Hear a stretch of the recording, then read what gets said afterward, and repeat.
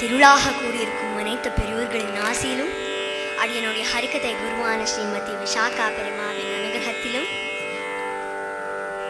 இப்பொழுது ஜகதானந்த காரகா ஹரிக்கதையை அனுபவிப்போம்.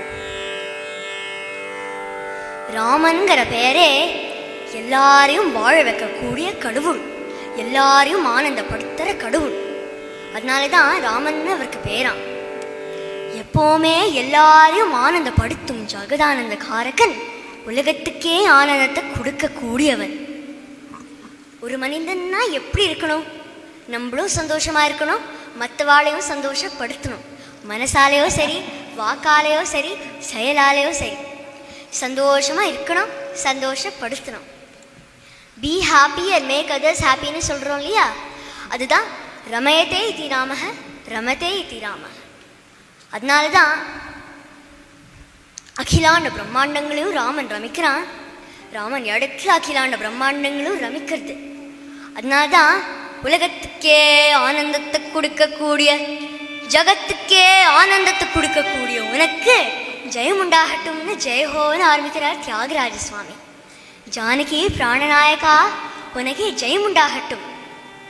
ஜகதானந்த காரகாங்கிற முதல் ரத்னம் சம்ஸ்கிருதத்திலேயே ஒவ்வொரு சொல்லும் கோத்து கோத்து கோத்து இருக்கு. அமர தாரக நிஜய குமுதஹித பரிபூர்ணானக சுர சுர பூஜ அப்படின்னு கோத்து கோத்து இருக்கு. ஒவ்வொன்றையும் பிரிச்சு பிரிச்சு ஒரு ஸ்தோத்திரமாவே பண்ணிடலாம். அஷ்டோத்திரமாவே ஜகதானந்த காரகாய நமஹ, ஜய ஜானகி பிராணநாயகாய நமஹ, ககனாதிப சத்குலஜாய நமஹ, ராஜராஜேஸ்வராய நமஹ, அமர தாரக நிஜய குமுதஹிதாய நமஹ, பரிபூர்ணாய நமஹ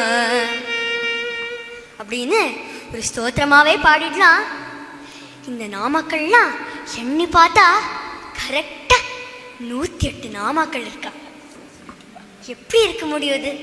அது சங்கல்பிச்சுண்டு எழுதினாரா? அப்படியே அற்புதமா அமைஞ்சிருக்கு. இப்பொழுது இந்த தியாகராஜ ஆராதனையில் இந்த நாம அர்ச்சனை நிறைஞ்சு இருக்கக்கூடிய ஜகதானந்த காரகாவை பாடி ராமபிரானையும் தியாகராஜ சுவாமியையும் வரவேற்கிறோம். என்னுடைய குரு ஸ்ரீமதி விஷாகா பெருமாவுக்கு என்னுடைய நன்றி கலந்த நமஸ்காரங்களை தெரிவித்துக் கொண்டு பூர்த்தி பண்ணிக்கிறேன். நன்றி, வணக்கம்.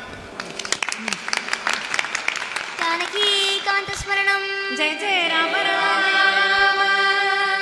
சத்குரு தியாகராஜ சுவாமி கி ஜெய.